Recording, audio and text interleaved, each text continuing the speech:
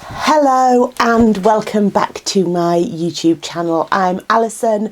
I write as Alison May, Juliet Bell, 50% of Juliet Bell, and most recently as Ali Sinclair.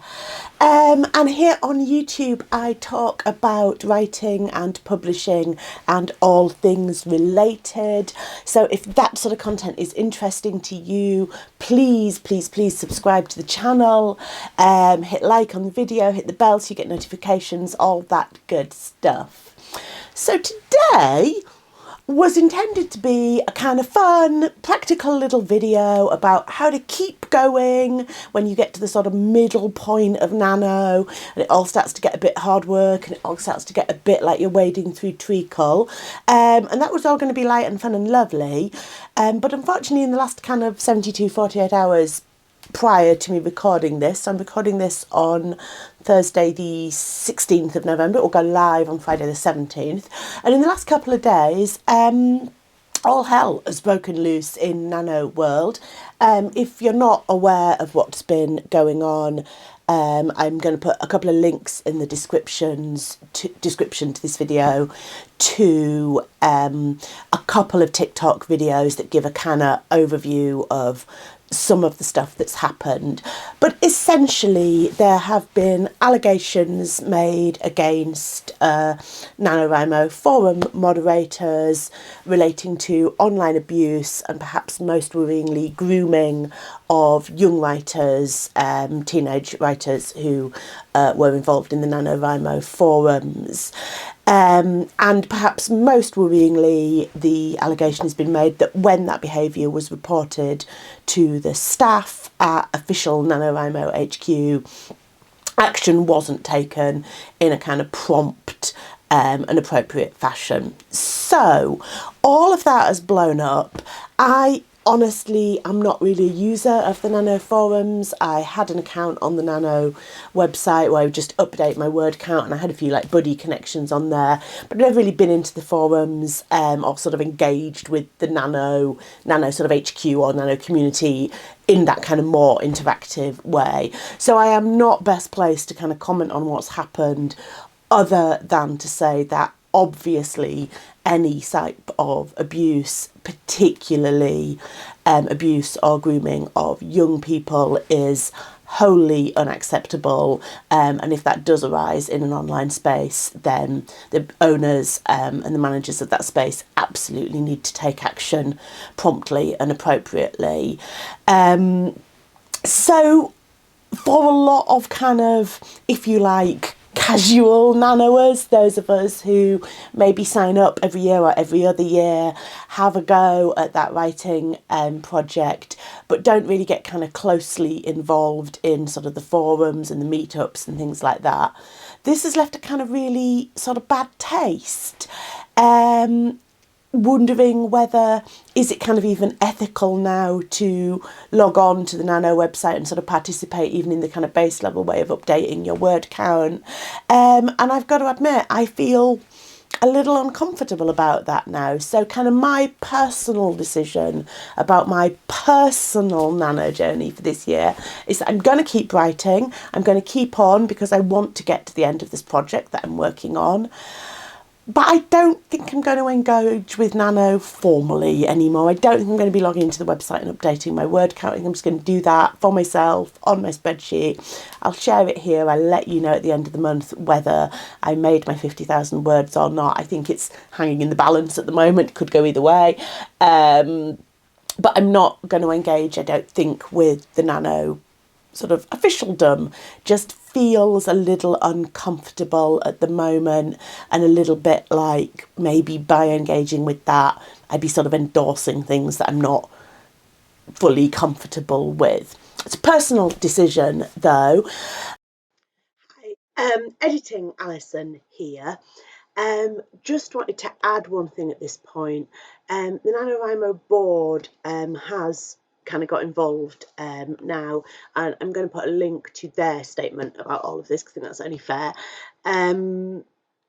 that is on the Nano forum, so I think you have to be logged in to Nano to read that. But for any of you who are Nano members, you can take a look at that and see what the board is doing in response to these complaints as well. On with the video.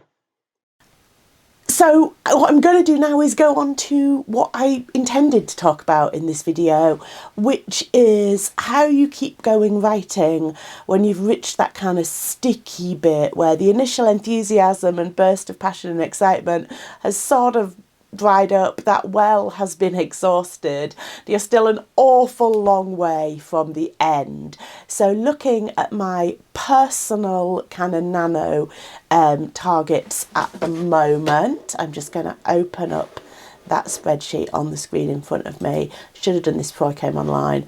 I am currently at 27,000 Nano words. My target by the end of yesterday was 26,500, so I'm about 500 words ahead of target, but progress has really slowed down in the last few days. I made my target of 5k on Tuesday. I didn't make my target of 5k on Monday, and I had to reprofile and drop my target for Monday, and I dropped my target to yesterday down to nothing because I wrote a grand total of 48 words yesterday. So I've had to do some reprofiling. This was my initial kind of spreadsheet, and this is where we are now. I don't know how well you can see that, but essentially I have now had to kind of backload this project. And one of the things that I suggested in my previous video was trying to front load your word count so you get ahead of the game, so that when problems occur, you have a bit of kind of wiggle room. I now don't have really any wiggle room. I kind of have to have a really, really good week next week. If I don't, and I don't make 50,000 words, that's not the end of the world. I will still have made 30 or 40,000 words that I probably wouldn't have written if I hadn't set out to do 50,000 words in a month. And I think it's really important to recognise that because NaNoWriMo is set up with this definite finish line. It's very easy to kind of feel like a failure if you write 49,999 words during November and then the clock strikes midnight. But actually, that's 49,999 words you wouldn't otherwise have written, or even if that's just like 1,000 words more than you might have otherwise have written, it's still a success. So take hold of that, keep hold of that, own it. That finishing line is fairly arbitrary. If you get past it, that's fantastic and it's a big tick in a box. If you don't, but you've still achieved more than you otherwise would, then it was still an entirely worthwhile endeavour. This is the point of the month though where for me motivation really starts to flag, and it's also the point of the manuscript where motivation generally starts to flag. I've talked before about how I quite often get to kind of 15, 20, 25,000 words, ditch them all, start again. So I'm at 27,000 words with the current manuscript. I'm not going to ditch those words and start again, partly because this is a non-fiction project, so it's structured a little bit differently, and I had a bit of a clearer plan of what I was going to write than I normally would for a novel. So I do feel like I'm on the right track. I just need to keep going. But the enthusiasm for keeping going is low right now.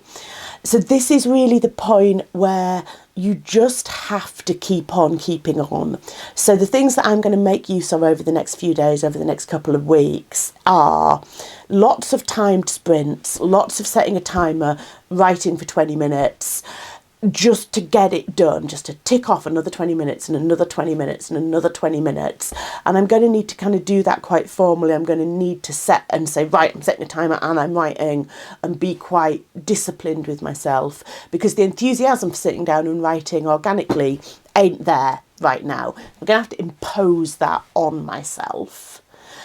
The other thing that I have to remember is that I have carte blanche permission during this first draft to write absolute rubbish, because I can hear my brain starting to go, that's not quite right, oh, that's a bit vague, oh, you could be more specific there, oh, you haven't said this, oh, you need more of this in here, oh, that's a bit repetitive. I can hear my brain starting to come up with all of those objections, and my brain is right. All of those objections are correct, but they're not going to get my first draft written. They're all things that I can absolutely fix later. So I need to remember that I have that absolute permission to write total rubbish at this stage. So the discipline of lots of timed writing sprints, The mental headspace of I have permission to write absolute rubbish are the kind of twin things that I'm hoping are going to get me through this sticky bit. And I'm hoping that once I get up to about 45,000 words, at that point, the end will be kind of close enough in sight that the enthusiasm starts to rise again. And that is what I usually find. I usually find I write more medium quick at the beginning of a project, really turgidly slowly in the middle, and then incredibly fast at the end. Something about being nearly finished really motivates me. So I'm hoping that if I can get through this sticky bit, just by discipline and forcing my way through it, the enthusiasm will pick up once the kind of end point is in sight. However, I'm going to say one other thing, which is that if you're in that state as well, if you're in that state where it feels like you're wading through treacle, where your brain is second guessing everything, where you're coming up with objections and things that don't quite work about your story, you absolutely have permission to take a step back, recalibrate and redefine your goal. Writing 50,000 words in a month isn't the right goal for every writer. If you're someone who works best by writing a kind of nasty, dirty discovery draft and then editing it and polishing it, then it's a really helpful goal. But if you're someone who, once you've got a certain way in and you've started to identify the problems and identify the things that don't quite work in your story, and then you think, no, that's holding me back. I need to change that. I want to fix that. I want to sort that out before I move on. And doing that isn't procrastination. Doing that is you progressing and making your story better. Then it might just be that writing 50,000 words in a month isn't the right goal for you. And it's absolutely okay to take a step back, recalibrate, reassess and go, okay, my new goal is to get to 30,000 more polished words. Or my new goal is to plan out the rest of this book so that I know where I'm going with it. And that feels more productive than just putting down more and more words that I feel like are probably taking me in the wrong direction.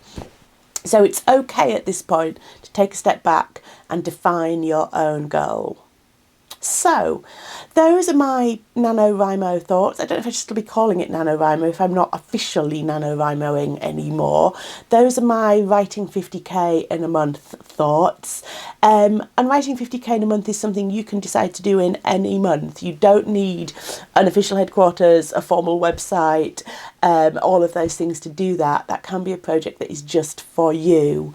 And those are my thoughts on getting through the sticky middle. I will be back in a couple of weeks. I might actually be back in 3 weeks because I have some other commitments coming up. But I will give you an update at the end of Nano on how it all went and share some thoughts on how you progress from your nasty, messy nano draft, if you achieve one, to something that's a little bit more finished and polished and ready to send out into the world. For now, farewell.